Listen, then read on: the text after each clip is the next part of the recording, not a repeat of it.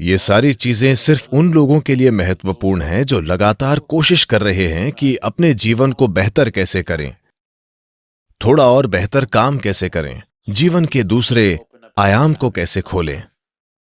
अगर ऐसी चिंताएं हैं, फिर आप इस मशीन में किस तरह का भोजन या ईंधन डालते हैं, ये बहुत बहुत महत्वपूर्ण है। योगिक संस्कृति में हम भोजन को 3 वर्गों में बांटते हैं: पॉजिटिव प्राणिक भोजन, नेगेटिव प्राणिक भोजन और जीरो प्राणिक भोजन। पॉजिटिव प्राण का मतलब है कि जब आप उसे खाते हैं तो वो शरीर में एक तरह की प्राणिक ऊर्जा लाता है। नेगेटिव प्राण शरीर से ऊर्जा निकाल लेता है। जीरो न देता है न लेता है, उसे बस स्वाद और आलस के लिए खाया जाता है। तो If you eat positive pranic food, energy will reverberate in a dynamic way. अगर आप पॉजिटिव प्राणिक भोजन खाते हैं तो ऊर्जा सक्रिय रूप से स्पंदित होगी। खासकर कुछ चीजें जो बहुत ज्यादा पॉजिटिव हैं, उनमें से एक है सफेद कद्दू। सफेद कद्दू बहुत ज्यादा पॉजिटिव है। आप मेरे ख्याल से इन दिनों आप सिर्फ उसे अपने घर के सामने लटकाते हैं या सड़क के 3 कोनों पर तोड़कर भैंस को दे देते हैं, लेकिन आप उसे नहीं खाते। नहीं, इसे खाना चाहिए क्योंकि इस सब्जी में इतनी ज्यादा प्राणिक ऊर्जा होती है। आप उसे अपने घर के सामने लटकाते हैं ताकि वहां अच्छी ऊर्जा हो, लेकिन अगर उसमें इतनी ज्यादा ऊर्जा है तो क्या उसे अपने अंदर डालना अच्छा नहीं होगा?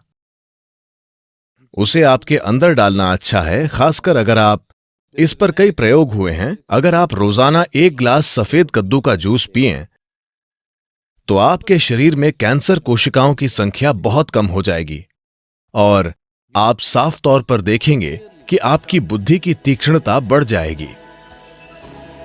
खासकर बच्चों को सफेद कद्दू का जूस जरूर पीना चाहिए।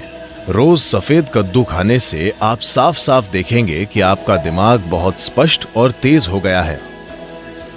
कुछ हफ्तों तक सफेद कद्दू का सेवन करने से ही यह दिखने लगेगा। आप देखेंगे कि सुबह आप कॉफी पीते हैं, वो आपको चिड़चिड़ाहट के साथ ऊर्जा देता है। आप 1 गिलास सफेद कद्दू का जूस पिएं, वो आपको जबरदस्त ऊर्जा देगा। साथ ही वो आपको बहुत बहुत शांत भी रखता है। आप उसे जितना पी सकें उतना पीना चाहिए। लेकिन वे लोग जिन्हें अस्थमा है, जिन्हें आसानी से सर्दी खांसी हो जाती है, ऐसे लोग अगर सफेद कद्दू का जूस पिएंगे तो आपको तुरंत सर्दी हो जाएगी, क्योंकि ये शरीर को ठंडा करता है। अगर ऐसी समस्या है तो ऐसे लोगों को हमेशा सफेद कद्दू के जूस में थोड़ा सा शहद या काली मिर्च डालकर पीना चाहिए। ये सफेद कद्दू के ठंडक लाने वाले असर को कुछ हद तक कम कर देगा। जब हम जिंदा रहने के लिए खाते थे तो हमें जो मिलता था हम खा लेते थे। अब जबकि हम चुन सकते हैं, हमें वो चुनना है जो शरीर के लिए सबसे अच्छा है। अगर हम इस तरह नहीं चुनते तो हम किसी तरह जीकर चले जाएंगे। ये सारी चीजें सिर्फ उन लोगों के लिए महत्वपूर्ण हैं जो लगातार कोशिश कर रहे हैं कि अपने जीवन को बेहतर कैसे करें, थोड़ा और बेहतर काम कैसे करें, जीवन के दूसरे आयाम को कैसे खोलें। अगर ऐसी चिंताएं हैं, फिर आप इस मशीन में किस तरह का भोजन या ईंधन डालते हैं, ये बहुत बहुत महत्वपूर्ण है। धरती पर पाया जाने वाला इकलौता पदार्थ जिसकी रासायनिक बनावट लगभग इंसान के खून की तरह है। अगर इसका यूं ही सेवन किया जाए तो इसका एक तरह से असर होता है। अगर इसका सेवन ठंडे पानी के साथ किया जाए तो इसका असर अलग होता है। खून की रासायनिक बनावट को संतुलित रखना और खून को शुद्ध रखना, ये चीजें जरूर होंगी। बच्चों की बौद्धिक क्षमताओं को बढ़ाने के लिए ये एक अद्भुत आहार है।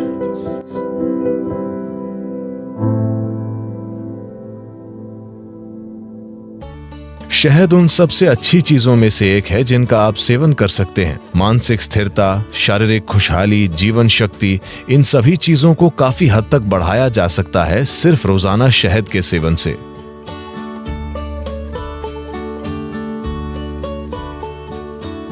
शहद इस धरती पर पाया जाने वाला इकलौता पदार्थ है जिसकी रासायनिक संरचना लगभग इंसान के खून की संरचना की तरह है। अगर आप कुछ चीजें बदल दें तो ये लगभग खून जैसा है। शहद का दैनिक सेवन आपके स्वास्थ्य के लिए बहुत कुछ कर सकता है, खासकर वो लोग जिन्हें अधिक बलगम की समस्या है। यह आपके दिल के लिए बहुत अच्छा है, आपके दिमाग के लिए अच्छा है, यह आपके मन को सतर्क रखता है और ये बहुत ऊर्जा देता है।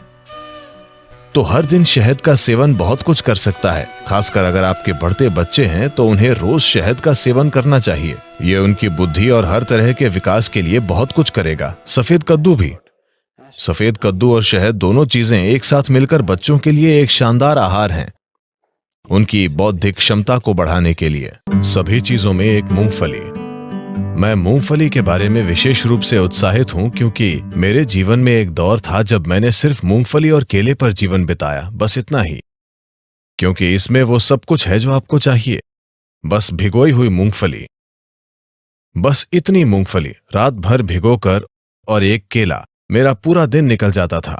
और पूरी तरह से सक्रिय, ज्यादातर लोगों की कल्पना से भी ज्यादा सक्रिय। इसमें आपका जीवन चलाने के लिए सब कुछ है। यह अपने आप में एक संपूर्ण भोजन है। अगर आप इसे 6 से 8 घंटे तक भिगोते हैं तो पित्त निकल जाता है। आप पित्त जानते हैं, एलोपैथिक डॉक्टर इस पर ध्यान नहीं देते, लेकिन आयुर्वेद इसी पर आधारित है। उष्ण, शीत और पित्त, इससे पित्त निकल जाता है। और इस भीगी हुई मूंगफली को अच्छी तरह चबा कर खाना। बस ये पक्का करें कि यह जेनेटिक इंजीनियरिंग की हुई बकवास नहीं है। एक चीज यह है कि शायद इसमें जेनेटिक बदलाव किए गए हों। अब वो ये नहीं लिखते कि किसमें बदलाव किया गया है और किसमें नहीं। एक और चीज यह है कि आप इस हद तक फर्टिलाइजर और कीटनाशक डाल रहे हैं कि मूंगफली अब मूंगफली नहीं रही। बस ये पक्का करें कि वो ऑर्गेनिक मूंगफली हो।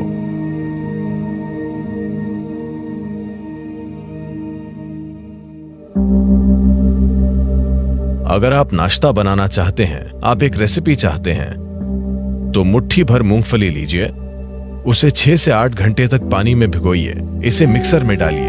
अगर आप कोई फल डालना चाहते हैं तो एक केला या आप जो चाहें वो डालें। केला उसमें अच्छा लगता है, आप कोई दूसरा फल भी डाल सकते हैं। अगर आप चाहें तो थोड़ा शहद भी डालें।